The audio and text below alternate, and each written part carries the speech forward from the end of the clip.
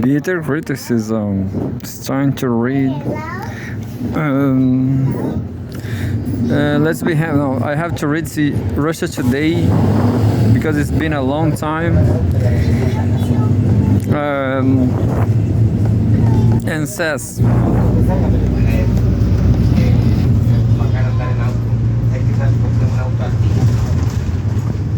I'm going to read the first one.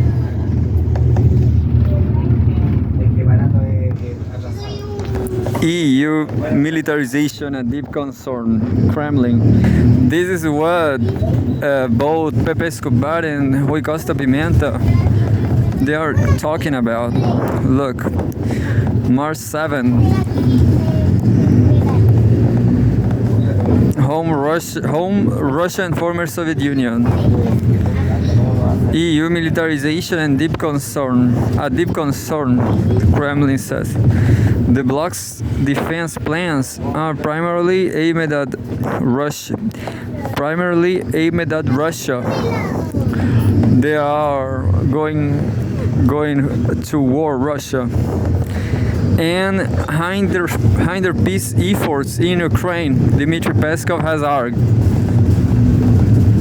And there's a photograph from Russia.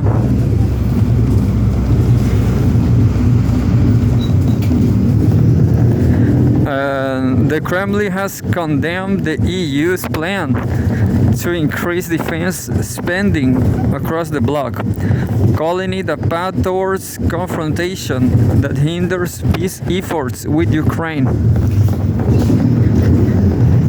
During an emergency summit in Brussels on Thursday, EU leaders endorsed an 800 euros billion plan to quote-unquote rearm Europe, proposed by European Commission President Ursula von der Leyen. Quote, the European Union is actively discussing its militarization, specifically in the defense sector, end quote, the Kremlin spokesman Dmitry Peskov stated on Friday. The measures are primarily aimed at Russia, which is, of course, a matter of deep concern, end quote, he added. French President Emmanuel Macron claimed on Wednesday that Russia poses a direct threat to France and the entire EU. He echoed von der Leyen's calls for a significant increase in defense spending to counter perceived danger posed by Moscow. Macron's comments adhere to the conventional Western narrative portraying Russia as the unprovoked aggressor in the Ukraine conflict and claiming that Moscow has ambitions of conquest in Ukraine and beyond into EU and NATO states. Who knows? I never heard that. Maybe Poland, who knows? Maybe Poland, as it was before. Maybe East Germany. I'm sorry. Russia has repeatedly and categorically denied the claims. Moscow will, however, take measures to safeguard its security in response to the bloc, Peskov has warned. Quote, the kind of confrontational rhetoric and confrontational plans that we are now seeing in Brussels and in European capitals strike a seriously discordant note with intentions to find a peaceful resolution in Ukraine, end quote, Peskov added. So this is very bad news for myself as an Italian citizen. Russia and the United States launched negotiations last month to try to unsettle the Ukraine conflict, sidelining the EU. The move sparked condemnation from the bloc. Moscow has argued that the EU's aggressive stance made it unfit to take part in peace talks. Trump has also reportedly halted American military aid to Ukraine, leaving Brussels jointly jostling for funds to support Kiev. Moscow maintains that Western aid prolongs the war without altering its outcome. That was the first. I'm going to see what else we have from Russia today.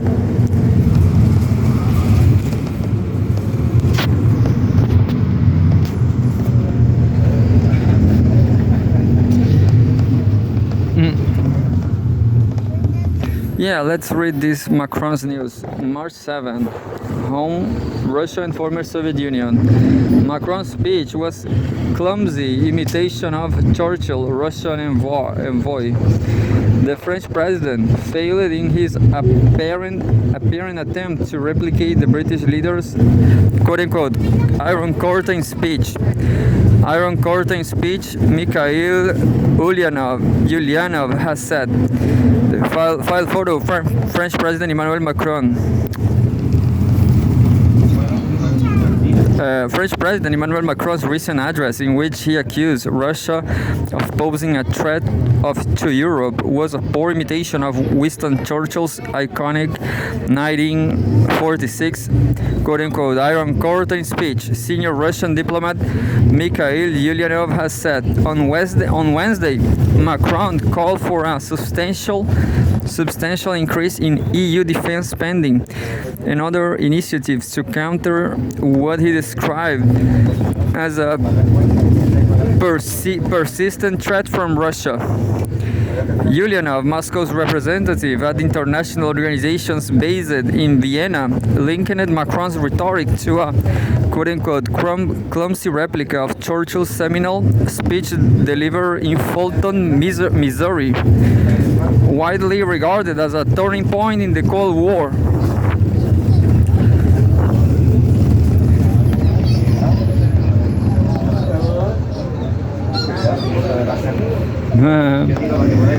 Dogs can do that. Let's pray for that dog.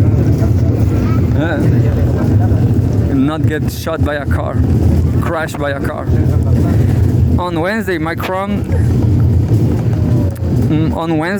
called for a substantial increase in EU defense spending and other initiatives to counter what he described as a persistent threat from Russia. Ulyanov, Moscow's representative at the international organizations based in Vienna,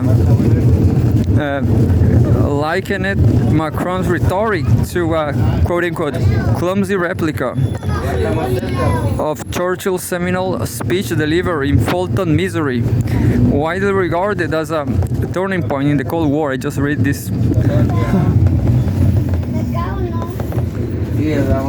Now I read it twice. Quote, the European support group for Ukraine is making a somewhat sad impression right now, isn't it? End quote. Ulyanov wrote in a post on X on Friday. The EU this week announced plans to spend some $840 million on rearmament of member states, which Polish Prime Minister Donald Tusk has touted as a way to beat Russia in an arms race. Additionally, Brussels has vowed to sustain military support for Ukraine, even as U.S. President Donald Trump's administration seeks a swift resolution to Kiev's conflict with Russia. Moscow interprets Macron's address as a commitment to prolong animosity towards Russia, according to Kremlin spokesman Dmitry Peskov, who described the remarks as extremely confrontational and misrepresenting the causes of the ongoing tensions between Russia and the West. Moscow has called the expansion of NATO in Europe since 1990s a serious national security risk. While Russian President Vladimir Putin did not directly respond to Macron's speech, he alluded to Napoleon's failed invasion of Russia on Thursday, remarking that, quote, some people still can't get over it, end quote. Yeah, this was just what Pepe Escobar said, what Pepe Escobar has said about how Europe sees Russia. They, for example, French people, they do not accept the Napoleonic defeat. Can you imagine that? Get over it.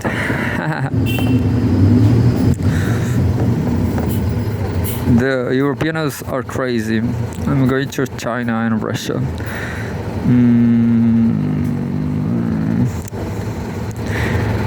I'm going to read the very last one, I guess.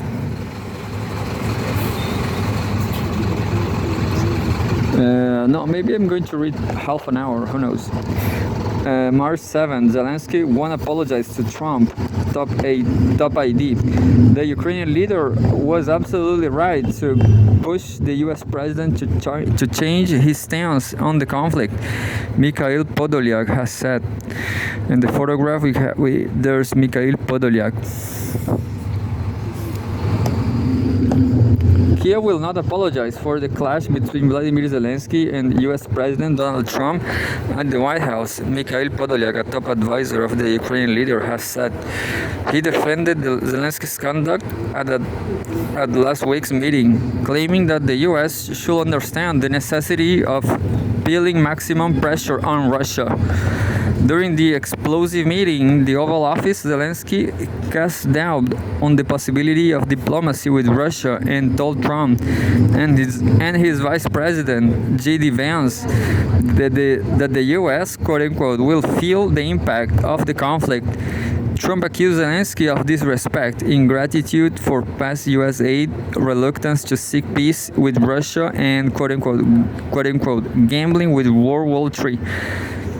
End quote. Following the spat, Zelensky again thanked the U.S. for its military assistance, claiming that quote, Ukraine is ready to sit down at the negotiating table, quote, end quote. While stopping short of apologizing, the Ukrainian leader acknowledged that the sit down with Trump, quote unquote, did not go as planned. Quote, it is unfortunate that this happened, end quote. He added, urging the U.S. to continue diplomatic engagement. There's a related news. There's a beautiful blonde woman in the White House. In an interview, when says, read more, U.S. reconsidering funding Ukraine White House. Yeah, you know. Who knows? I guess the deep state still controlling deep state still controlling the U.S. Of course, the U.S. is bigger than Trump. And here we go. In an interview with the French magazine Le Point on Friday, Podolyak defended Zelensky, insisting that, quote, he was absolutely right in form and substance when he tried to convey to our American partners the key idea. Nothing will be done without coercion of Russia, end quote. Quote, without coercion of Russia, there can be no peace negotiations. Our president tirelessly explained to our partners that this war is what this war is and who provoked it. Our president tirelessly explained to our partners what this war is and who provoked it. Maybe Zelensky is saying that. So we will not apologize for a supposed mistake that did not take place, he said. He also rejected the notion that Trump and Vance had, quote-unquote, humiliated Zelensky, portraying the war of words as a, quote, very emotional discussion, end quote, which he said could help in hashing out differences between Kiev and Washington. Following Trump-Zelensky spat, the U.S. froze military aid and intelligence sharing with Ukraine, with American officials saying the pause will remain in place until Kiev showed commitment to holding peace talks.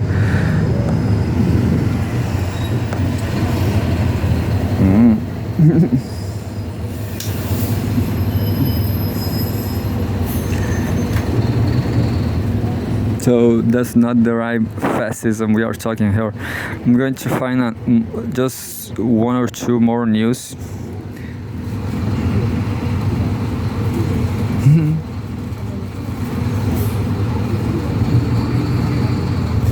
Like this beautiful blonde lady, Caroline Leavitt. Oh, I like her, Caroline Leavitt. March 5. U.S. reconsidering funding Ukraine, White House. President Donald Trump has paused assistance to Kiev to see if it is ready to work towards peace, multiple officials have said. The White House press secretary Caroline Leavitt, oh, she looks just like Nicole Kidman, on Washington D.C. Washington has paused aid to Ukraine. Just 1 second. To Ukraine to review whether or not to continue. White House spokesperson Caroline Leavitt has said. She made the statement in a press conference on Wednesday when asked by a journalist if the aid freeze is permanent. Quote, the National Security Council told me they paused or they are reconsidering the funding for Ukraine, end quote. Leavitt replied, it's a pause for a review. So a pause for a review. Military assistance to Kiev was suspended after a meeting between U.S. President Donald Trump and Ukrainian leader Volodymyr Zelensky last week culminated in a shouting match. Trump later accused Zelensky of not being truly interested. Buenos días, señores pasajeros, ¿cómo están? Mira, qué pena molestarlos un segundo. La verdad, señores pasajeros, en este momento mi... Here we go again. The National Security Council told me to this beautiful Caroline Leavitt. The National Security Council told Caroline they pause or they are reconsidering the funding for Ukraine. Leavitt replied, "Quote: It's a pause for a review. It's a pause for a review." End quote. Military assistance to Kiev was suspended after a meeting between U.S. President Donald Trump and Ukrainian leader Volodymyr Zelensky last week culminated in a shouting match. Trump later accused Zelensky of not being truly interested in making peace with Russia, but of attempting to get Washington, quote-unquote, sign it up and keep fighting. U.S. intelligence sharing with Ukraine has similarly been brought to a shock. CIA Director John Ratcliffe confirmed to Fox Business on Wednesday when asked whether Washington, quote-unquote, could have cooperation with Kiev. Trump has, quote-unquote, asked for a pause to see if Ukraine is ready to work towards peace. He added, quote, President Trump has a real question whether Zelensky was committed to a peace process, Ratcliffe explained. Asked about the military aid freeze to Kiev, National Security Advisor Mike Waltz told Fox News on Wednesday that Trump will examine lifting the pause, quote, if we can nail down these negotiations, end quote. The day before, Zelensky backtracked on his policy of not negotiating with Russia and declared that he is ready for an immediate ceasefire in a lengthy post on X. Kiev is ready to move to end the conflict through an immediate release of prisoners, a temporary ceasefire, and a ban on long-range strike on energy and civilian infrastructure, he wrote. Moscow has said it has always been ready to return to the negotiating table, while noting that Zelensky signed a decree banning talks with Russian President Vladimir Putin soon after the escalation of the conflict in 2022. However, Russia has stressed that it wants a permanent, stable peace and considers a temporary ceasefire unacceptable, arguing that the time will simply be used to rearm Ukraine for further hostilities. And I guess I'm going to read the very, very last one. The very, very last one. One from Viktor Urban from Hungary.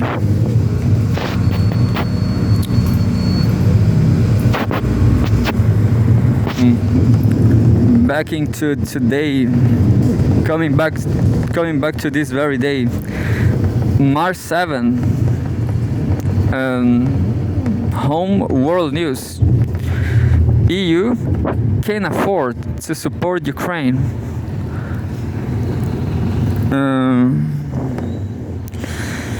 Orban. Hungary has vetoed the bloc's new 30 billion euros military aid package for Kiev. Viktor Orban. The EU does not have the financial capacity to continue aiding Ukraine, Hungarian Prime Minister Viktor Orban warned in an interview with Kossuth Radio on Thursday. He explained that the bloc's budget will be stretched too thin if it moves forward with all its planned initiatives, including another support package for Kiev, financing its EU membership bid, and ramping up European defense spending. Orban's remarks came after he vetoed the EU's proposed 30 billion euros, which is $32 billion, military aid package for Ukraine at an emergency European Council meeting earlier in the day, despite support for the proposal from the other 26 EU leaders. Orban argued that it effectively greenlighted the continuation of the conflict. In his interview, the Prime Minister outlined the mounting financial burdens the bloc faces if it does not change course. First, he said, the EU will be responsible for funding Ukraine's military, as, quote, the Ukrainians don't have a penny for that, end quote. Second, Brussels will have to bankroll the Ukrainian government, including salaries and pensions, because, quote, Ukraine as a state is not functioning, end quote. Yeah, there's nothing in there. Nothing. Never was nothing. Just agriculture. And second, Brussels will have to bankroll the Ukrainian government, including salaries and pensions, because, quote, Ukraine as a state is not functioning, end quote. Third, the bloc will need to fund Ukraine's EU membership bid with no clear estimate of how much it will cost. Lastly, Orban pointed out that the EU has approved the Rearm Europe initiative, which calls for up to 800 billion euros in a new defense spending. Quote, if I add all this up, there isn't that much money in the bloc, so this won't work like that. I think the bottom line is that we can afford this, end quote. Orban stated, urging EU leaders to reconsider their stance on Ukraine. The bloc's Ukraine support package is expected to be revisited at the next EU leaders summit later this month. However, Orban suggests that even then the proposal is unlikely to pass, as more nations are beginning to realize that there are no available funds. Orban's remarks come as EU leaders grow increasingly concerned over the impact of US President Donald Trump's recent policy shift on Ukraine. According to media reports, the White House has frozen new military aid to Kiev, a move Trump had been warning about for weeks.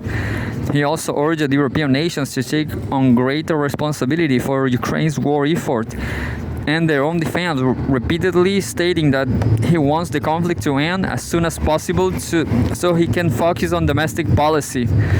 And that's it by now.